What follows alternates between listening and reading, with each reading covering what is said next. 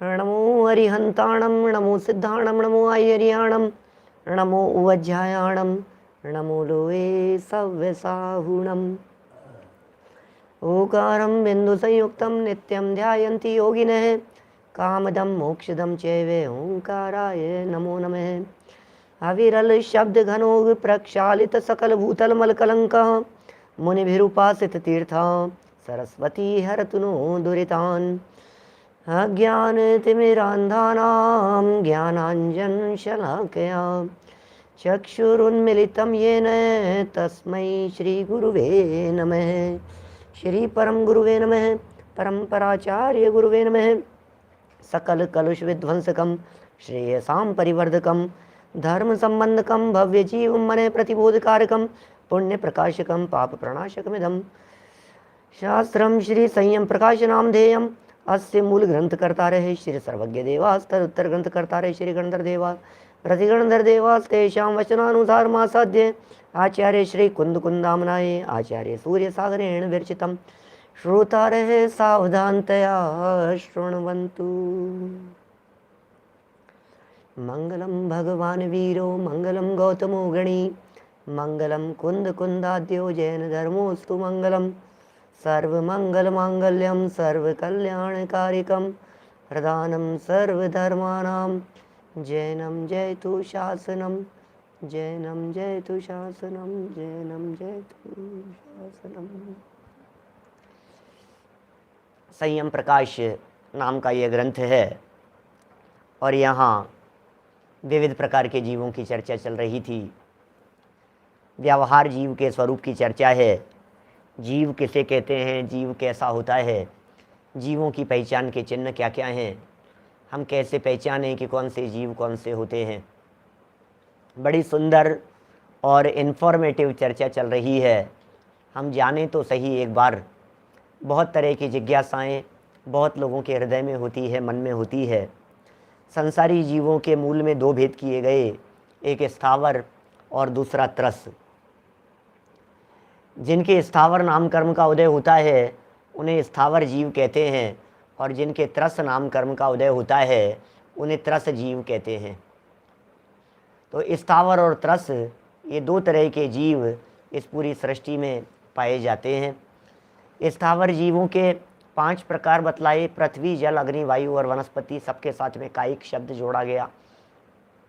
माने पृथ्वी का एक, जल का एक, अग्नि का एक, वायु का एक, वनस्पति का एक। ये पांचों ही प्रकार के स्थावर सूक्ष्म भी होते हैं और बादर भी होते हैं। साधारण वनस्पति और प्रत्येक वनस्पति के भेद से वनस्पति 2 प्रकार की है। उसमें प्रत्येक वनस्पति तो बादर ही होती है और साधारण वनस्पति के भी 2 भेद होते हैं। पर्याप्त और अपर्याप्त की दृष्टि से भी इनमें भेद बतलाए गए। वनस्पति सप्रतिष्ठित प्रत्येक और अप्रतिष्ठित प्रत्येक के भेद से वे भी 2 भेद बतलाए गए थे।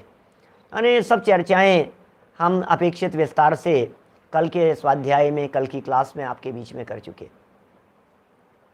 फिर एक और महत्वपूर्ण प्रकरण था, स्थावर जो ये कहे हैं, स्थावर कायिक जीव, इनके सबके 4-4 प्रकार बतलाए हैं पहचान की दृष्टि से।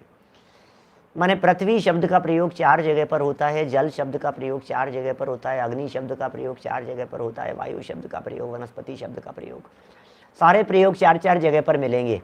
पृथ्वी, पृथ्वी जीव, पृथ्वी कायिक, पृथ्वी काय।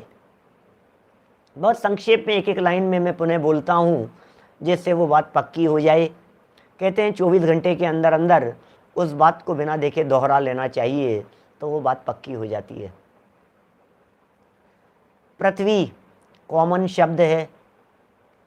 पृथ्वी जीव, उस कॉमन पृथ्वी में जो जन्म लेने के लिए चला आ रहा है वो पृथ्वी जीव है।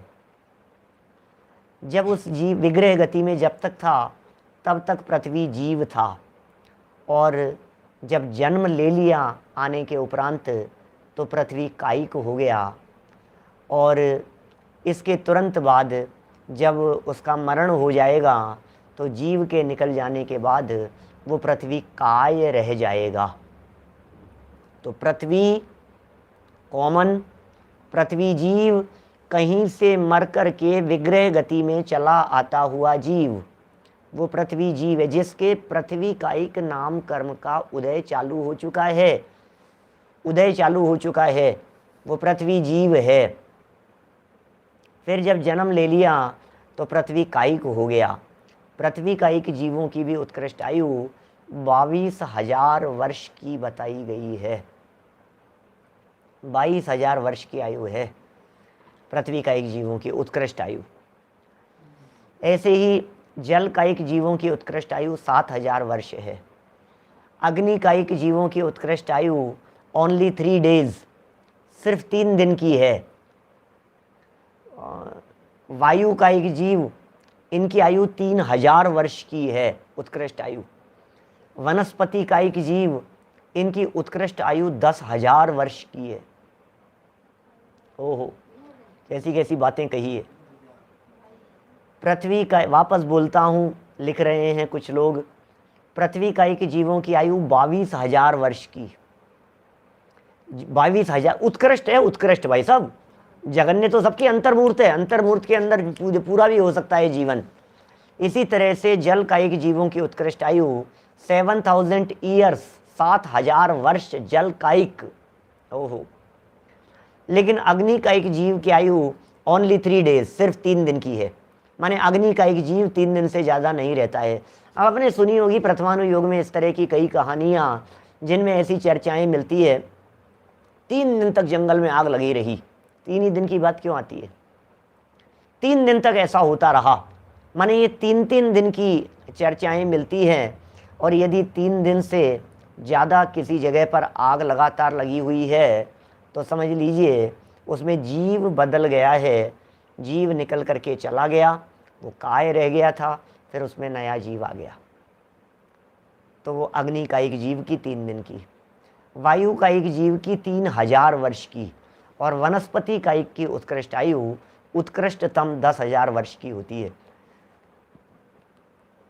ये सब जो बातें हमने आपको बतलाई है, ये सभी आयु मैक्सिमम आयु की अपेक्षा से चर्चा की है। मिनिमम तो सब जगह पर अंतर मुहूर्त है, मनुष्यों और त्रियंचों में, कर्म भूमि के मनुष्य त्रियंचों में। कर्म भूमि के मनुष्य, कर्म भूमि के त्रियंच मिनिमम अंतर मुहूर्त में अपना भव बदल सकते हैं। तो ये 5 प्रकार के स्थावर हो गए। और जब इन स्थावर दिखाई देने वालों में से कोई जीव निकल करके चला जाता है, अब जो डेड बॉडी पड़ी रह गई है, उस डेड बॉडी का नाम है पृथ्वी काय, जल काय, अग्नि काय, वायु काय, वनस्पति काय। ये बात तो मैंने कह दी आपको डेड बॉडी के संबंध में। बट एक बात सावधानी रखने योग्य यहाँ यह है कि भले ही ये डेड बॉडी हो, लेकिन ये डेड बॉडी होते हुए भी इनके सेवन में मांसाहार का दोष नहीं लगता है। क्योंकि एकेंद्रीय जीव में सेनन नहीं है, एकेंद्रीय जीव में हड्डी नहीं है। समझ में आ रही है ये बात? एकेंद्रीय जीव में ये खून मांस नहीं है। इसलिए एकेंद्रीय जीवों के निकल जाने के बाद भी जो शरीर पड़ा रह गया है, उस काय का सेवन करने पर मांसाहार का दोष नहीं लगता है। वनस्पति है वो। मांस का दोष जिसमें लगता है वे होते हैं त्रस जीवों का शरीर, वो मांस है। आज हम यहाँ चर्चा कर रहे हैं त्रस जीवों के भेदों के संदर्भ में, इनकी पहचान के संदर्भ में भी विशेष चर्चा करेंगे। देखिए 31 number page, 31 number page last line है। चर्चा तो 32 नंबर पेज पे ही होनी है। त्रस जीवों के भेद।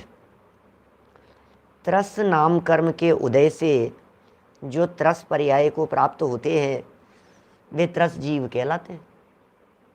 क्या कह रहे हैं आप? त्रस नाम कर्म का उदय हो और त्रस नाम कर्म के उदय से जिन जीवों के त्रस पर्याय की प्राप्ति हुई हो, त्रस नाम कर्म का उदय, ये सब वास्तव में जो नामकरण है ये सारे नाम सैद्धांतिक हैं। इनमें खींचता, इसमें व्यावहारिकपना नहीं चलता। इनमें ये नहीं चलेगा स्थिर रहे वो स्थावर। त्रस का अर्थ होता है तकलीफ पाए, पीड़ित होवे वो त्रस, तड़फड़ाता हुआ दिखाई देवे वो त्रस। ऐसा कह दो आप कुछ भी, लेकिन ये लगेगी नहीं ये बात। क्या? हाँ, बस एक परिभाषा जो सैद्धांतिक परिभाषा है, जिसमें किसी प्रकार का कोई दोष नहीं आता है, वो परिभाषा है त्रस नाम कर्म का उदय। हम सब जानते ही हैं, जानना ही चाहिए हमें। कर्म 8 हैं और 8 प्रकार के कर्मों में एक नाम कर्म है। बॉडी स्ट्रक्चर, शरीर की संरचना, शरीर आकार, ये सब जो दिखाई दे रहा है ये सब नाम कर्म के उदय से है। शरीर तो अब नाम कर्म के बहुत तरह के प्रकार हैं, अलग अलग प्रकार के नाम कर्म हैं। उनमें एक त्रस नाम कर्म है, माने त्रस जाति का कर्म है। उस कर्म के उदय से त्रस शरीर की प्राप्ति हुई। स्थावर हो, स्थावर शरीर की प्राप्ति हुई। इसी तरह से पर्याप्त, अपर्याप्त, सूक्ष्म, बादर, ये सब नाम कर्म के बहुत तरह के भेद होते हैं। उनमें इस तरह के सब प्रकार बन जाते हैं। तो जिनके त्रस नाम कर्म का उदय हो वे जीव त्रस जीव कहलाते हैं। त्रस हैं वे सब, त्रस पर्याय को प्राप्त किया और त्रस हो गए हैं। देखिए इनके द्विंद्रिय, त्रिइंद्रिय, चतुरिंद्रिय और पंचेंद्रिय, ये 4 भेद हैं। किसके भेद हैं भाई साहब? ये त्रस जीवों के 4 भेद हैं। द्विंद्रिय, 3 इंद्रिय, 4 इंद्रिय और पंचेंद्रिय। क्या? द्विइंद्रियादयस्त्रसः, ये उमा स्वामी आचार्य देव ने लिखा। माने 2 इंद्रिय आदि जो जीव होते हैं उन जीवों को त्रस जीव कहते हैं। बड़ी मार्मिक बात, ध्यान रखने योग्य, समझदारी की, पॉइंट टू बी नोटेड जैसी बात कहते हैं अपन। जैसी कल कही थी वैसी ही आज पुनः कह रहा हूँ। इंद्रियां शरीर की है, इंद्रियां आत्मा में नहीं है। क्या क्या कहा? इंद्रियां जो है ना, इंद्रियां पाटनी जी, ये इंद्रियां आत्मा में नहीं है। आत्मा के इंद्रियां नहीं होती। इंद्रियां तो शरीर के चिन्ह है, इंद्रियां तो शरीर की पहचान है। आत्मा तो अतीन्द्रिय है, आत्मा इंद्रियातीत है। आत्मा में इंद्रियां नहीं है, आत्मा में आंख नहीं है। आत्मा यदि देखता है तो वो आंख से नहीं देखता है, आत्मा यदि देखता है तो वो कान से नहीं देखता है। माने आत्मा यदि सुनता है तो कान से नहीं सुनता है। अरे हम आप लोग जो सुन रहे हैं हीराचंद जी साहब, हम लोग कर्णेंद्रिय से नहीं सुन रहे हैं, हम लोग ज्ञान से सुन रहे हैं। हम लोग आंख से नहीं देख रहे हैं, हम लोग ज्ञान से देख रहे हैं। क्या? इसलिए आत्मा की इंद्रियां नहीं होती, इंद्रियां तो शरीर की होती है। ये बराबर ध्यान रखना। आत्मा कभी 2 इंद्रिय होता भी नहीं है, जीव कभी 2 इंद्रिय होता भी नहीं है। जीव को 2 इंद्रिय कहा जाता है, 2 इंद्रिय शरीर के संयोग से कहा जाता है। कहना व्यवहार है, कहा जाएगा इस तरह से। क्या? माने 2 इंद्रिय जीव, 3 इंद्रिय जीव, क्या 4 इंद्रिय जीव, पंचेंद्रिय जीव। तो वास्तव में 5 इंद्रिय शरीर का है, 4 इंद्रिय शरीर में है, 3 इंद्रिय, 2 इंद्रिय, ये सब शरीर में हैं। शरीर की अवस्थाएं इस प्रकार की है। और शरीर की इस प्रकार की अवस्थाएं होने पर जब आत्मा ऐसे शरीर के संयोग में है जिस शरीर में 4 इंद्रियां हैं, हम उसमें आत्मा हैं, तो उस जीव को उस संयोग की वजह से 4 इंद्रिय कह दिया जाता है। उस जीव को उस संयोग की अपेक्षा से पंचेंद्रिय कह दिया जाता है। बराबर पॉइंट बिल्कुल क्लियर होना चाहिए अपने दिलो दिमाग में। ये भेद विज्ञान बराबर होते रहना चाहिए, क्योंकि ये व्यवहार सम्यक दर्शन तब कहलाएगा जब भेद विज्ञान में निमित्त बनेगा। निश्चय के बिना व्यवहार नहीं होता। ये आगम वाक्य है, निश्चय के बिना व्यवहार नहीं होता। निश्चय है भेद विज्ञान, जीव जुदा पुद्गल जुदा, ये है निश्चय की बात, ये है परम सत्य बात।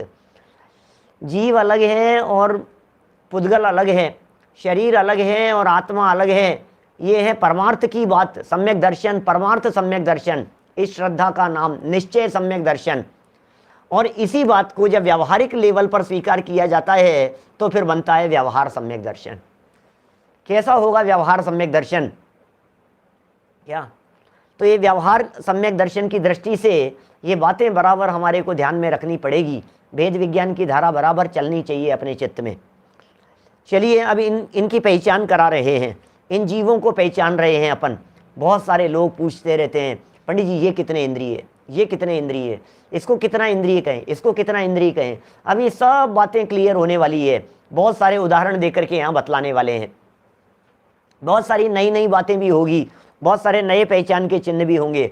कुछ आप लोगों से भी पूछेंगे कि और बतलाओ और क्या हो सकते हैं। कुछ ये बतला रहे हैं। द्विइंद्रिय जीव कौन है भाई साहब? देखो, द्विइंद्रिय जीव वे हैं जिनके स्पर्शन और रसना ये दो इंद्रियां हैं। क्या? जिनके स्पर्शन इंद्रिय है और रसना इंद्रिय है, ये दो इंद्रियां हैं हो जैसे शंख, दो इंद्रिय जीव, स्पर्शन तो है ही, रसना भी है। सीप, सीप भी वही है। शंख कहें, सीप कहें, कहते हैं ना स्वाति नक्षत्र के काल में यदि बरसात की बूंद विशिष्ट जाति के सीप में गिरती है तो ऑटोमेटिक मोती बन जाता है। वो जो बूंद है वो बूंद मोती बन जाती है, और मोती जो है ये उसका ग्रास है। मोती स्वाति नक्षत्र के काल में विशेष प्रकार का नक्षत्र है। क्या? 28 नक्षत्र कहे हैं हमारे यहाँ जैन परंपरा में, 88 ग्रह और 28 नक्षत्र। तो उसमें एक स्वाति नाम के नक्षत्र के काल की बात है। शंख, फिर लट, केंचुआ, गिंडोआ, रेंग करके चलते हैं, ये सब ये दो इंद्रिय जीव हैं। और बतलाओ, और कोई नाम दे सकते हैं आप इस तरह का दो इंद्रिय जीवों में? क्या? शंख जो बजाते हैं वो दो इंद्रिय है, वो दो इंद्रिय जीवों का शरीर है जो आपके घर में आ गया है। वो दो इंद्रिय जीवों की डेड बॉडी है वो शंख, वो सीप। इसलिए सीप और शंख ये डेड बॉडी होने से मांस है, दो इंद्रिय जीवों का शरीर होने से। इनमें निरंतर त्रस जीवों की उत्पत्ति होती रहती है। मामा सही कह रहे हैं, दो इंद्रिय जीवों में और गजाई भी आएगी, है ना। तो ये दो इंद्रिय जीव हैं। और भी जो रेंग करके चलने वाले हैं, आप समझिए आपकी सब्जियों में, आपके फलों में, हैं, आपके टमाटर में, लौकी में, एप्पल में, आपके और भी किसी चीज़ में, संतरे में, जो ऐसे जो जीव निकल जाते हैं ना, भिंडी में निकल गई है जो लट, वो दो इंद्रिय जीव हैं। क्या? छोटे छोटे से जीव जो रेंग करके चलते हों। क्या? छोटे जीव जो रेंग करके चलते हों, केंचुआ, क्या वो भी दो इंद्रिय जीव हैं। क्या? चलिए, ये दो इंद्रिय हो गए। और भी इस तरह के और भी आ जाएंगे। द्विदल वगैरह के अंदर तो त्रस जीव उत्पन्न होते हैं, उनमें दो इंद्रिय तो है ही, दो इंद्रिय ही मान करके चलना चाहिए, वो तो हो ही जाते हैं।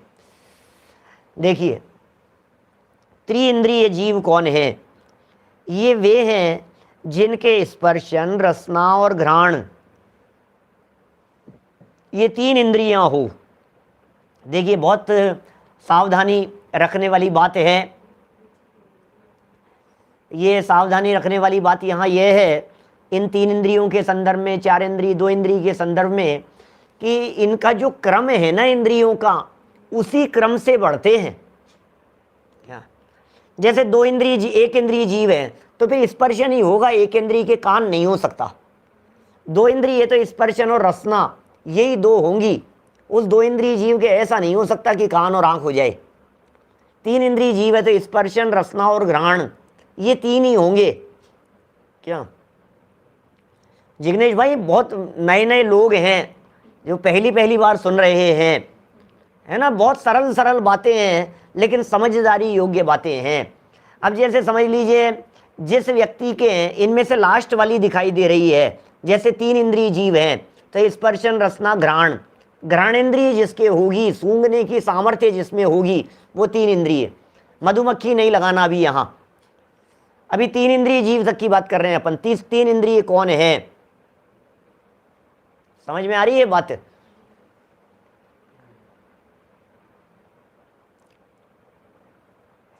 इनके सहनन होता है, इन सब के दो इंद्रिय जीवों से सहनन शुरू हो जाता है। असंप्राप्त सर्पाटिका सहनन होता है इनके, बहुत हीन सहनन है असंप्राप्त सर्पाटिका सहनन। ऐसा सहनन होता है कि यदि उंगली ऐसे टच कर दी जाए ना ऐसे, तो दो टुकड़े हो जाएं, इतना हल्की है स्थिति ताकत की, हैं? हाँ, और क्या, ऐसी हल्की स्थिति है।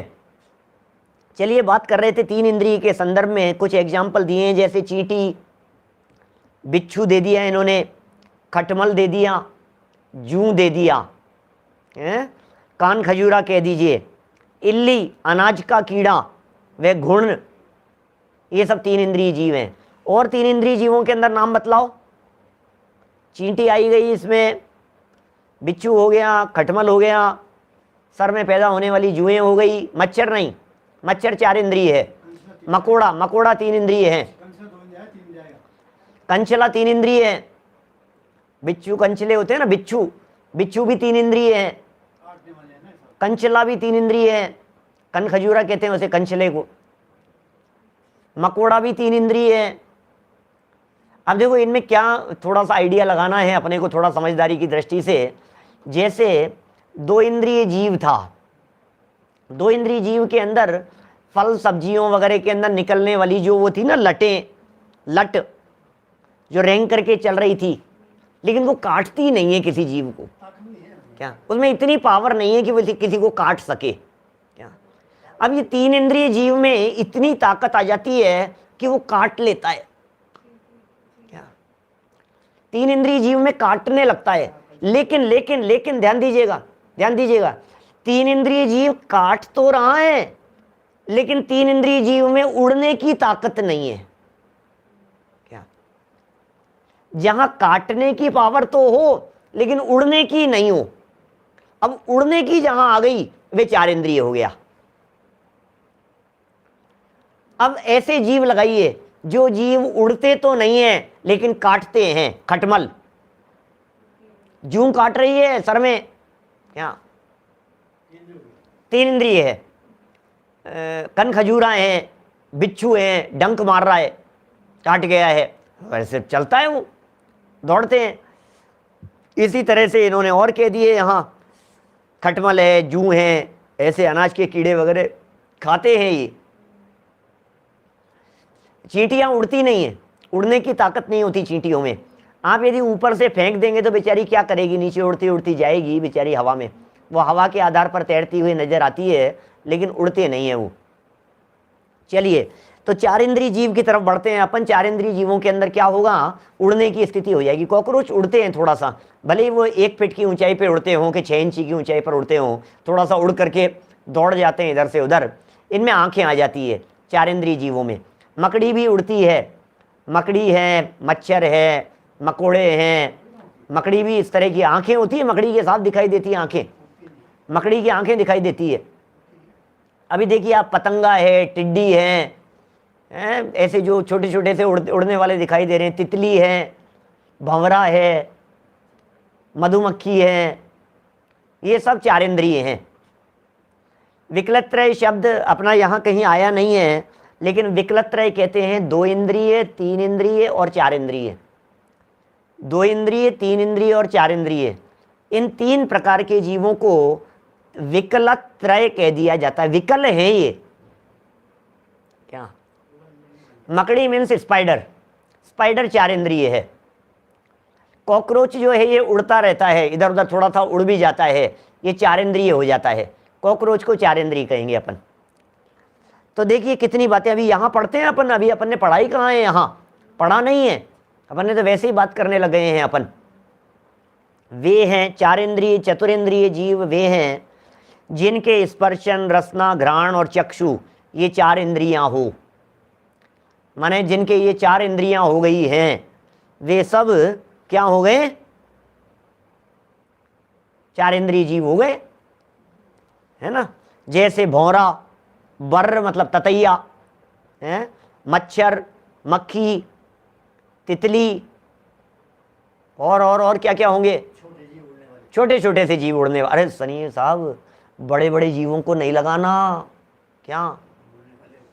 आप सोचोगे साहब कबूतर भी जो है वो 4 इंद्रिय, अरे कबूतर तो पंचेंद्रिय है, चिड़िया भी पंचेंद्रिय है। ऐसे जो बड़े बड़े जीव जो दिखाई देते हैं वे बड़े बड़े जीव तो सब पंचेंद्रिय हैं, सैनी पंचेंद्रिय हैं।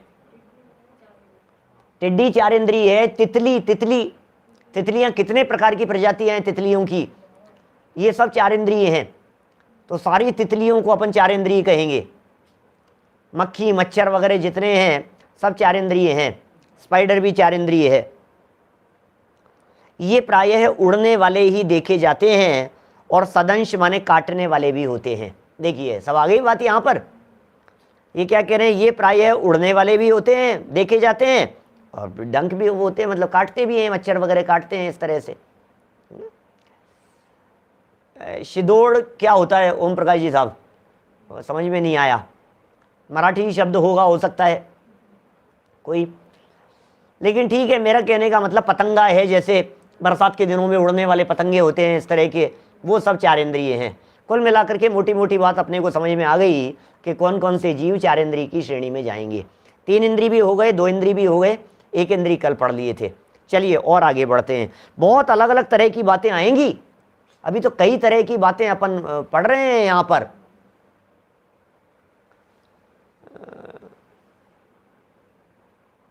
देखो और क्या है, सर्वथा नहीं लगाना है, मोटे मोटे तौर पर ये जो क्राइटेरिया दिया है, ये मोटे मोटे तौर पर आपको ये लगा करके देख लेना है, जिससे आपको पहचानने में आ जाए कि हाँ भाई ये जीव तो ये है। कई ऐसे भी जीव होते हैं जिनको आप पहचानते ही नहीं है, अलग ही प्रकार के मच्छर होते हैं। अब ये तो देखो आप जो अब जैसे जुगनू है, अब जुगनू कितने इंद्रिय है? जुगनू तो मैं पहचान नहीं पा रहा हूँ किस तरह का होता है, लेकिन हाँ होता है, कुछ ऐसे चमकदार होते हैं, कुछ इस तरह के जो चमकते हैं, लेकिन मैंने कभी उसको जुगनू को कहीं है उड़ता है तो चार इंद्रिय होगा, ठीक है ना। केंचुआ, केंचुआ तो इन्होंने लिखी दिया ना, यहाँ ऊपर ही आ गया, केंचुआ तो दो इंद्रिय है ना। जुगनू चार इंद्रिय। चलिए आगे बढ़ते हैं अपन, पंचेंद्रिय की तरफ आ जाते हैं। पंचेंद्रियों के अंदर बहुत तरह की चीजें हैं भाई साहब, और पंचेंद्रियों के अंदर अपनी चर्चाएं भी चलेगी। हम भी पंचेंद्रिय, फिर पंचेंद्रियों में शनि असनि की भी चर्चाएं करेंगे, ऐसा अपन सबकी एक ही जाती है। अभी पंचेंद्रिय, फिर पंचेंद्रियों के अंदर और कई तरह की बातें आएगी, सम्मूर्छन पंचेंद्रियों की चर्चा करेंगे। बड़ा मार्मिक प्रकरण आ रहा है, आप थाम करके बैठिए थोड़ा सा। छिपकली पंचेंद्रिय है। पंचेंद्रिय जीव वे हैं जिनके स्पर्शन, रसना, घ्राण, चक्षु और श्रोत्र, माने जिनके कान हैं, वे पंचेंद्रिय हैं। ये पांच इंद्रियां हो, वे संगी और असंगी दो भेद हैं, माने पंचेंद्रियों के दो भेद होते हैं, संगी भी और असंगी भी, दो प्रकार के भेद वाले हो गए पंचेंद्रिय जीव। सुनो सुनो सुनो, जिनके कान होगा वो नियम से पंचेंद्रिय है, ऐसा मत समझ लेना कोई जन्म से अंधा था, मनुष्य गति का जीव, और आपने कहा कि यार ये तो चार इंद्रिय पैदा हुआ है, क्या? ऐसा नहीं है। गर्भज जीव जो भी होते हैं, वे गर्भज जीव पंचेंद्रिय ही होते हैं। गर्भज जीव पंचेंद्रिय ही होते हैं, ऐसा है। तो जो आपने कह दिया था आंखें नहीं है इसके, तो अरे इसको तो सुनाई नहीं देता, इसको तो सुनाई नहीं देता, सुनाई भी नहीं देता, दिखाई भी नहीं देता, तो क्या करें साहब? ये तो तीन इंद्रिय होगा, मुझे तो ऐसा लगता है तीन इंद्रिय होंगे भाई साहब। ऐसा नहीं हो सकता। मनुष्य गति के जीव तो पंचेंद्रिय होते हैं, जिनके कान हैं वे पंचेंद्रिय होंगे, जिनके आंखें हैं और कान खराब हैं भाई साहब तब तो चार इंद्रिय मान ले वे उनको। क्या कान नहीं है, बचपन से सुनता नहीं है, बहरा है मान लीजिए बचपन से, और आंखें तक सही है, स्पर्शन, रसना, घ्राण और चक्षु, नेत्र, यहाँ तक सही है, पांच भी नहीं है, तब तो चार ही इंद्रिय होगा कि नहीं? नहीं, तब भी पंचेंद्रिय ही है। तब भी क्यों पंचेंद्रिय है, मैं कारण बतलाता हूं आपको। उसका कारण यह है कि उसके मन है या नहीं है, ये बतलाइए। तो जो पंचेंद्रिय होते हैं उनके मन होता है क्या? जो भी पंचेंद्रिय होते हैं, माने ऐसा नहीं हो सकता कि चार इंद्रिय जीव के मन हो जाए, ऐसा नहीं हो सकता कि तीन इंद्रिय के मन हो जाए। जिनके पांच इंद्रियां होगी उनके ही छठा मन दिखाई देगा। मन के माने मन का अस्तित्व उनके ही होगा जो पंचेंद्रिय जीव हो चुके, जो पंचेंद्रिय हैं। बार बार में दो तीन बार सामने प्रश्न आ गया, विकलत्रय को समझा दीजिए। विकलत्रय तो शब्द ही है और कुछ नहीं है विकलत्रय में समझने का। अभी जितनी बातें दो इंद्रिय के बारे में कही, तीन इंद्रिय के बारे में कही, चार इंद्रिय के बारे में कही, ये सब विकलत्रय हैं। दो इंद्रिय भी विकलत्रय हैं, तीन इंद्रिय भी और चार इंद्रिय भी। विकल माने ना तो एक और ना पूरी, न इस कोने में ना इस कोने में, उसका नाम है विकल। विकल का मतलब है न घर के न घाट के। विकल का मतलब है इधर भी नहीं और इधर भी नहीं। क्या ख्याल में आ रही है बात? विकल माने इधर भी नहीं है और इधर भी नहीं है, जो बीच वाली स्थिति है वे विकलेंद्रिय कहलाते हैं। 2 इंद्रिय, 3 इंद्रिय और 4 इंद्रिय जीवों को विकलेंद्रिय कहते हैं। मछलियां सब पंचेंद्रिय होती हैं, ठीक है ना, मछलियां पंचेंद्रिय है। अब चाहे उसके अंदर डॉल्फिन हो, चाहे कोई भी हो, आप सब पंचेंद्रिय है। यहाँ पढ़ते हैं, अभी अभी अपन पढ़ रहे हैं, देखो फटाफट देखिए आप जरा क्या क्या स्थितियां बनेगी इनमें। इनमें से जो जीव दूसरे के समझाने से, सुनना सुनना, बहुत महत्वपूर्ण बात कहने वाला हूं, इनमें से जो जीव दूसरे के समझाने से अपने हित और अहित को समझ सकते हैं, क्या हित और अहित को समझ सकते हैं, फिर लास्ट लाइन में आ जाओ, संगी पंचेंद्रिय हैं। क्या बात कर रहे हो साहब, समझाने से समझ सकते हैं? अरे भाई ये जिनवाणी है। यदि बार बार श्री गुरु के समझाए जाने पर भी यदि कोई शिष्य ना समझे, बारंबार समझाए जाने पर भी जो जीव समझने को तैयार नहीं हो, जो समझने को तैयार नहीं हो, माने नहीं, जो बार बार ये कहे मुझे नहीं समझना, मुझे नहीं समझना, मैं नहीं समझता, मैं समझना नहीं चाहता, तो समझ लीजिए उसका मन किस काम का है। आइए जैन साहब, ये मन होकर के भी बिना मन वालों जैसा काम कर रहा है, क्या कहें, नहीं समझे। देखिए सैद्धांतिक तौर पर तो वो सैनी पंचेंद्रिय है, सिद्धांत तो यही कहेगा, आगम तो यही कहेगा कि भाई इसके कर्म का उदय है, सैनी पंचेंद्रिय है, मन है इसके, लेकिन समझना नहीं चाह रहा है। जैसे हम कहें भैया इसके कान किस काम के, यदि ये सुनता ही नहीं है तो, आंखें किस काम की है, देख करके नहीं चलता है तो, तेरे काई के लिए तेरे आंखें, जब देखो जब ठोकर खा जाता है। आप घर में किसी बच्चे को जो बार बार में ठोकर लग जाती हो, जिसे आप उसे क्या कहोगे, यार तेरे आंखें काई के लिए, ये तो बता, है क्या क्या काई के लिए, तेरे आंखें है भी है नहीं है, चलते चलते टकरा जाता है, तेरे को गिलास नहीं दिख रहा है, तेरे को ठोकर लग गई है, तेरे पैर में चोट लगती रहती है, बार बार में टकराता रहता है, चीजें फूट जाती है, कभी दीवार से इससे टकराता है, कभी सोफे से टकराता है, कभी किसी चीज से टकराता है, तेरे को आंखें काई के लिए, है भी या नहीं तेरे आंखें? ऐसा बोलते हैं ना कभी किसी से, ऐसे ही कह रहे हैं भैया आप सैनी हो के असैनी हो, आपको हिताहित का विवेक नहीं है, आपको आत्मकल्याण की भावना नहीं है, आपको अपने भले बुरे के बारे में जो श्री गुरु समझा रहे हैं ये समझने का मन नहीं होता है, तो क्या आप असैनी हो क्या? क्या असैनी वत हालत दिखाई देती है? क्या करें भैया, जब इसको सब पता है एक न एक दिन मर जाना है, इसको सब पता है सब छोड़ करके चले जाना है, इसे सब पता है फिर हमारे काम नहीं आएगा, फिर भी समझने को तैयार नहीं है। श्री गुरु भेद विज्ञान की बात बतला रहे हैं, जीव जुदा पुद्गल जुदा की बात बतला रहे हैं, वो समझ नहीं पा रहा है, क्या कहें? क्या हित अहित का अर्थ अकेला आत्महित ही नहीं है, हित आत्महित हो सके हुसैनी पंचेंद्रीपन है, लेकिन कम से कम इतना तो निर्णय हो कि मैं इधर जा रहा हूं, इधर नहीं जा करके इधर जाऊं, इसमें मेरा भला है, मैं पढ़ाई कर लूं इसमें मेरा भला है, मैं सुन लूं इसमें मेरा भला है, इसमें मेरा बुरा हो रहा है।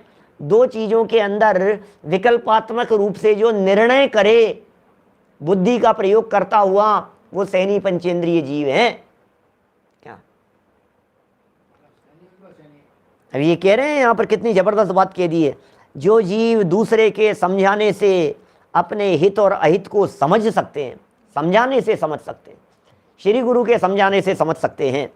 जैसे उठना, एग्जाम्पल दे दिया, सिखाया किसी ने, उठना सिखाया तो उठने लग गए, बैठना, चलना, नाचना आदि सीख सकते हैं, उठना बैठना चलना नाचना ये सब सीख सकते हैं। जैसे बोली बुलवावे, ओह बोलना सीख जाते हैं, बोली बुलवाओ तो वे जीव वैसी बोली बोल सकते हैं, जैसी बोली बुलवावे वैसी बोली बोल सकते हैं। वे देव, नारकी और मनुष्य, समझना ये तीन तो सैनी पंचेंद्रिय ही होते हैं। देव सैनी पंचेंद्रिय होते हैं, नारकी सैनी पंचेंद्रिय ही होते हैं, मनुष्य भी सैनी पंचेंद्रिय होते हैं। इसलिए कभी किसी मनुष्य को असंगी नहीं समझ लेना, नारकी असंगी नहीं है, देव असंगी नहीं होते, तीन गति के जीव मन वाले ही होते हैं, ठीक है ना। अब जो चौथी गति वाला है, माने जैसे त्रियंच कह दिया है, अब इन त्रियंचों में दो प्रकार की स्थितियां बनती है, एक मन वाले और एक बिना मन वाले।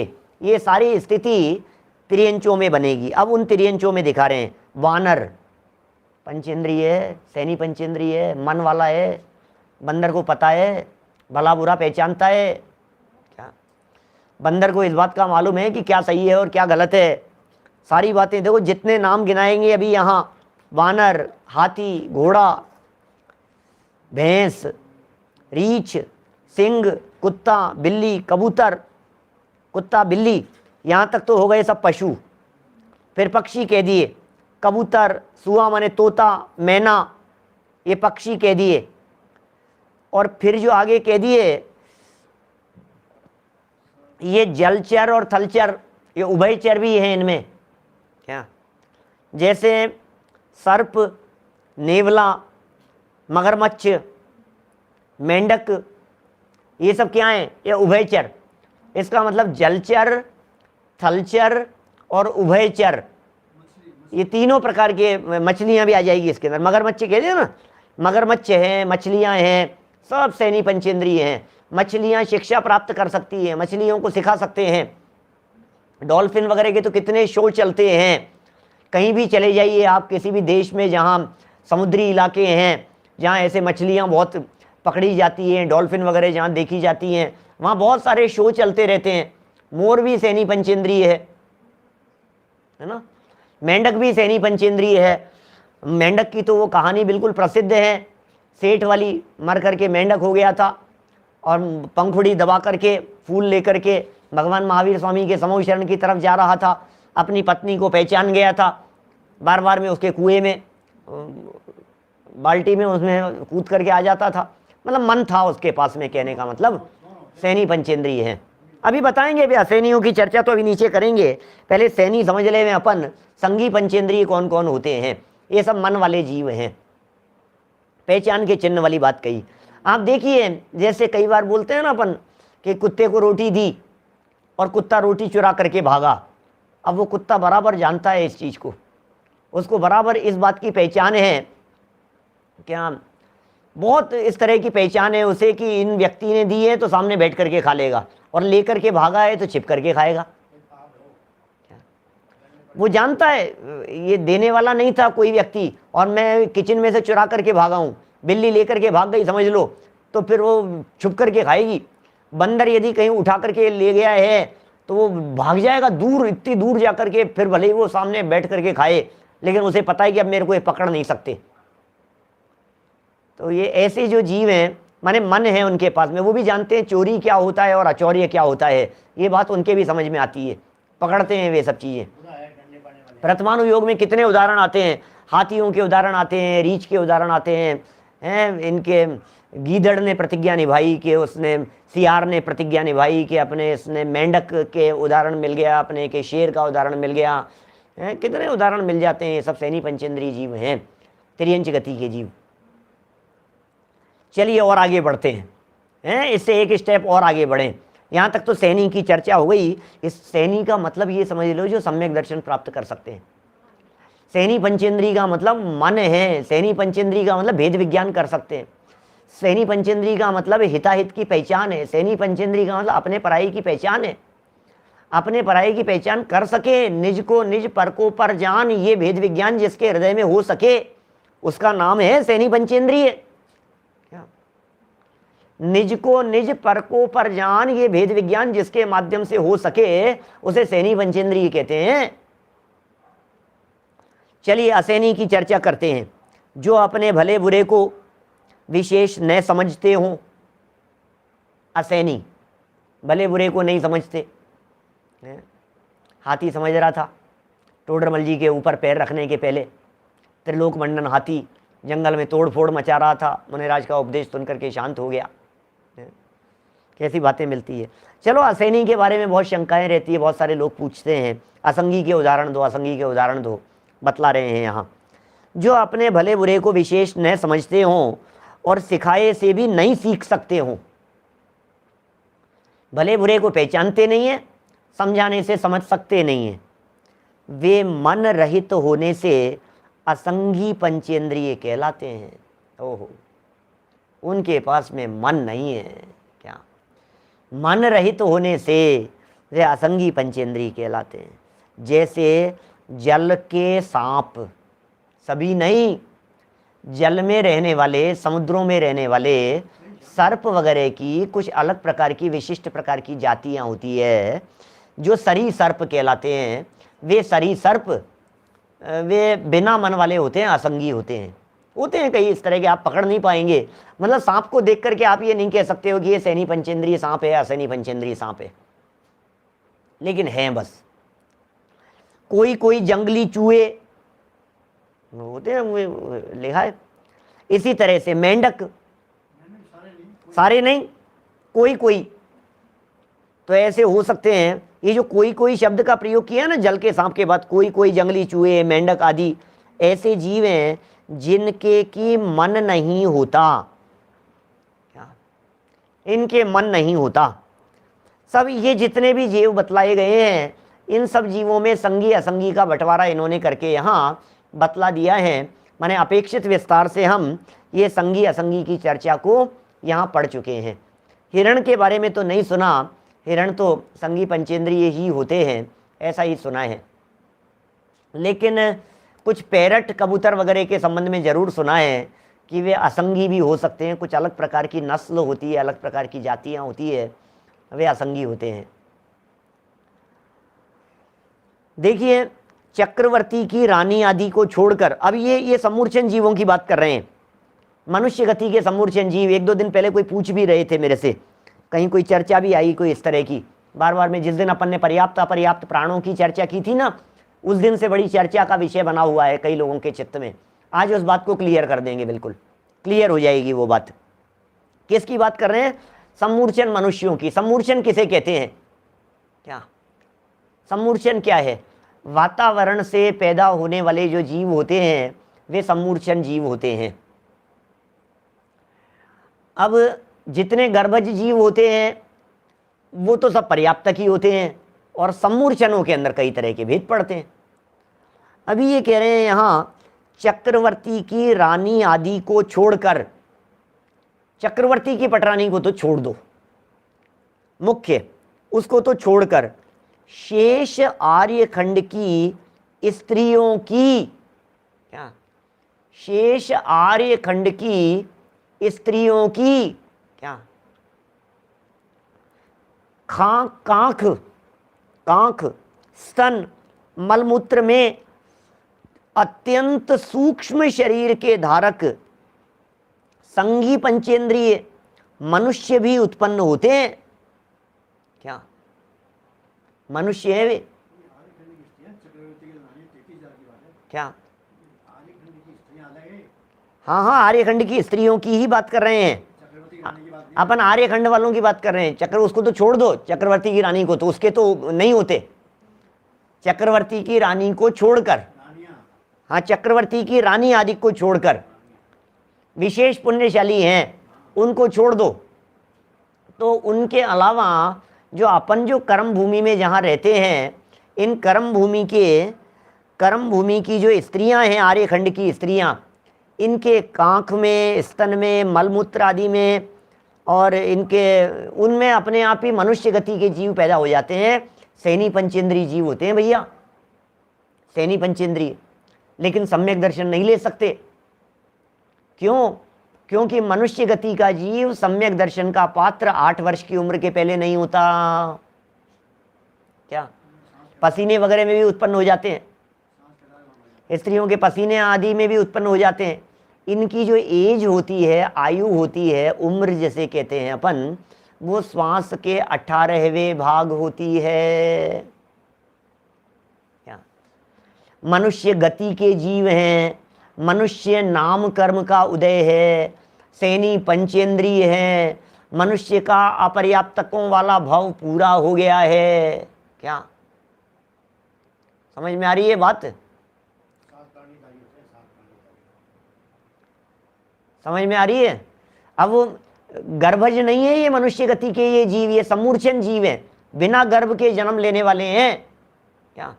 ओनली वुमेन कहा गया है, सिर्फ स्त्रियों के शरीर में कहा गया है ऐसा। तो सोचिए जरा कि मनुष्य, हमने अनंत जन्म बिताए हैं भाई साहब इस तरह के सम्मूर्छन मनुष्य होकर के। श्वास के 18वें भाग आयु, जो अपन कहते हैं ना, एक श्वास में 8-10 बार जन्म्यो मरियो भरियो दुख बार, इस तरह की जो बात अपन करते हैं, एक श्वास में 8-10 बार जन्म्यो मरियो, निगोदिया की बात कर रहे हैं, बिल्कुल वो स्थिति है मनुष्य गति के जीवों की। टोडरमल जी साहब ने मोक्ष मार्ग प्रकाशक पेज नंबर 68 68 नंबर पेज पर लिखा है, मनुष्य गति में लब्ध पर्याप्त तक जीवों की आयु तो श्वास के 18वें भाग है। क्या कहो, सम्मूर्छन है वे तो। श्वास के 18वें भाग आयु का मतलब हो गया 1 सेकंड में के 25वें हिस्से में, सेकंड के 25 बराबर हिस्से करो, 1 2 3 4 5 6 7 8 सेकंड के 25 हिस्से करो, बोले एक हिस्से में जन्म भी हो गया और मर भी गया। ऐसे सम्मूर्छन मनुष्य हैं कितनी बार, और हैं सैनी पंचेंद्रिय, मन होता है उनके, मनुष्य गति के जीव हैं अपर्याप्त तक। क्या कहें, जैसे मनुष्य गति के सैनी पंचेंद्रिय जीवों की ये बात हमने यहाँ कही है, इसी तरह से त्रियंच गति के अंदर सम्मूर्छन जीव समझना, जो अपर्याप्त तक होते हैं, वे भी इसी तरह के हो जाते हैं। कैसे होंगे, जैसे हमने बतलाया गाय भैंस वगैरह के दूध वगैरह में हो जाते हैं, उनके शरीर वगैरह में भी इसी तरह के हो जाते हैं। जैसे गाय के दूध में हो गए, भैंस के दूध में हो गए, भेड़ के दूध में, भेड़ जैसे आकार वाले हो गए, सम्मूर्छन जीव उत्पन्न हो जाते हैं अंतर्मूर्त के अंदर अंदर। बकरी के दूध में बकरी जैसे जीव उत्पन्न हो जाते हैं। क्या, तो क्या कह सकते हैं बोलो। मेंढक के जो जीव हैं, मेंढक के जीवों के अंदर दोनों प्रकार के हैं, संगी और असंगी दोनों प्रकार के हैं। कई तरह की इनकी प्रजातियां होती है साहब, हम कहाँ पकड़ेंगे। 84 लाख योनियाँ हैं, उनमें तिर्यंचों की योनियों की यदि आप बात करो तो तिर्यंचों में योनियाँ कही है 2 इंद्रिय 3 इंद्रिय 4 इंद्रिय की 2-2 लाख कही है, और सैनी पंचेंद्रिय तिर्यंचों की 4 लाख कही है। तिर्यंचों की पंचेंद्रिय तिर्यंचों की 4 लाख योनियां कही। अब 4 लाख प्रकार की जाति के पंचेंद्रिय तिर्यंच, 4 लाख किसे कहेंगे, कहां से पकड़ोगे आप, कहां कहां जानोगे कौन कौन सी जातियों के किस किस तरह के हैं। सम्मूर्छन ऐसे भी हो सकते हैं तिर्यंच जिनकी आयु ज्यादा हो। क्या, सभी सम्मूर्छन अपर्याप्त तक नहीं होते। ध्यान देना क्या कह रहा हूं, वापस वाक्य को ध्यान रखना, सभी सम्मूर्छन अपर्याप्त तक नहीं होते। सारे सम्मूर्छन माने वातावरण से उत्पन्न होने वाले सम्मूर्छन ऐसे भी होते हैं जिनकी सैकड़ों वर्षों की आयु हो, हजारों वर्षों की आयु हो, लंबे समय तक जिंदा रहे। सैनी पंचेंद्रिय हो, वातावरण से पैदा हुए थे, सैनी पंचेंद्रिय हैं और सम्यक दर्शन भी प्राप्त कर लेते हैं। ऐसा सम्मूर्छन स्वयंभू रमण समुद्र आदि के अंदर ऐसे अनगिनती सम्मूर्छन है जो सम्यक दृष्टि है, पंचगुण स्थानवर्ती है। महामत्स्य वगैरह भी इस तरह के हैं। तो बहुत हो सकते हैं इस तरह के, जितनी चर्चा करो उतना कम है, माने खूब चर्चाएं करो। बोले ऐसा गोमठ सार जीव कांड में जीव समास अधिकार में बतलाया है इस तरह से। भैया जीवों की चर्चाएं हैं, खूब चर्चाएं कर ली अपन ने, कहाँ कहाँ तक चर्चाएं करें भाई साहब। 1 इंद्रिय 2 इंद्रिय 3 इंद्रिय 4 इंद्रिय पंचेंद्रिय, फिर असैनी सैनी पर्याप्त अपर्याप्त, कहाँ कहाँ कितने कितने भाव भैया, अनगिनती जन्मों में अनगिनती कल्पों में कभी हमें अपने आप को समझने का और सुनने जानने का अवसर नहीं मिला।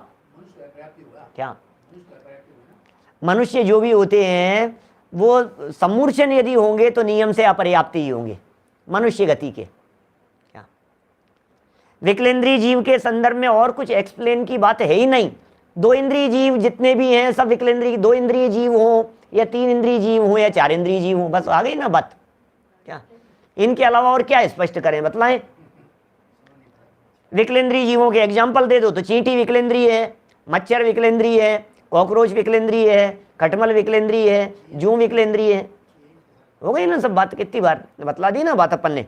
2 इंद्रिय 3 इंद्रिय और 4 इंद्रिय जीवों को विकलेंद्रीय जीव कहते हैं। देखो इनके सिवाय सभी स्थावर और विकलेंद्रीय जीव भी सर्वथा मन के न होने के कारण असंगी ही हैं।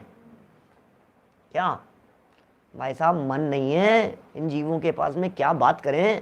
क्या, मन ही नहीं है, सोचने समझने विचार करने की सामर्थ्य नहीं है।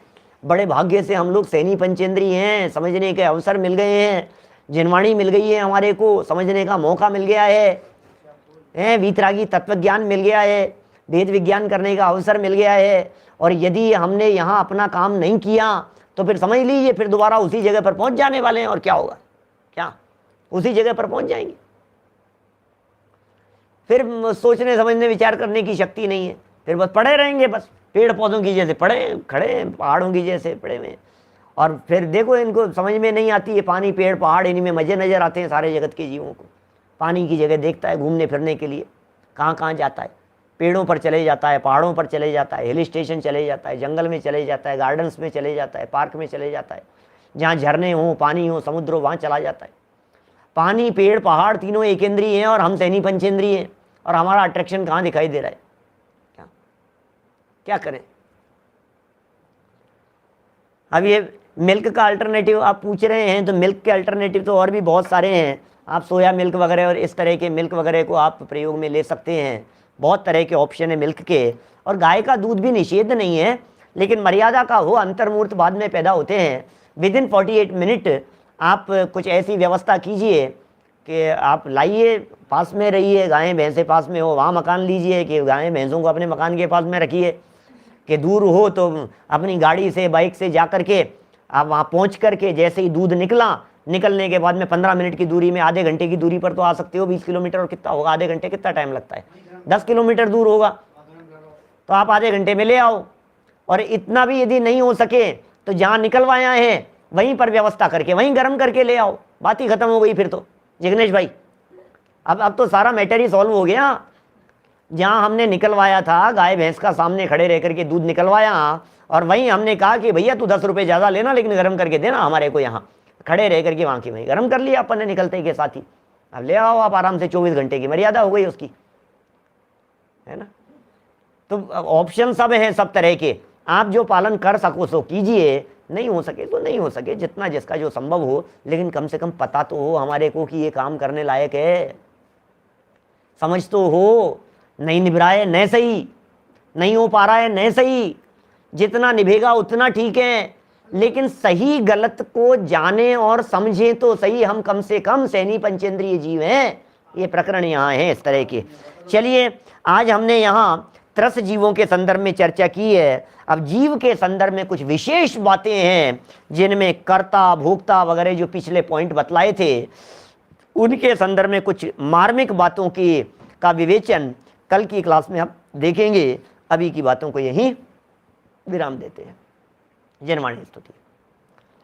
निज निधि निज में बताई, यह अनंत उपकार है, उसके लिए जिनवाणी माँ को वंदना शत बार है, वंदना शत बार है। 9 वर्णमुकार मंत्र।